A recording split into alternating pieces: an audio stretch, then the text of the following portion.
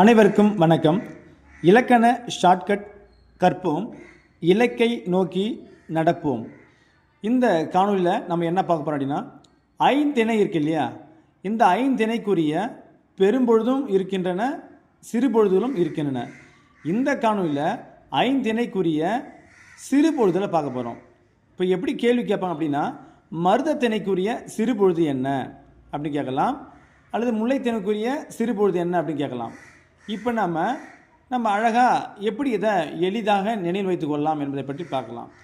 குறிஞ்சிக்கு யாமம், முல்லைக்கு மாலை, மருதம் வைகறை, நெய்தல் ஏற்பாடு, பாலை நண்பகல். இது எப்படி நம்ம மிக எளிதாக நினைவில் வைத்துக் கொள்வதுன்னு பார்க்கலாம். யாருக்கு மாலை வைத்து என்ன நன்மை, யாருக்கு மாலை வைத்து என்ன நன்மை, யாருக்கு அதில் முதல் எழுத்து யா, யா என்றால் யாமம், மாலை என்றால் மாலை அப்படியே வந்து விடுகிறது. அதன் பிறகு வைத்து அதில் முதல் எழுத்து பாருங்கள், வை அப்போனா வைகறை, என்ன அதில் முதல் எழுத்து ஏ அப்போ ஏற்பாடு, நன்மை முதல் எழுத்து நா அப்போ நண்பகல்.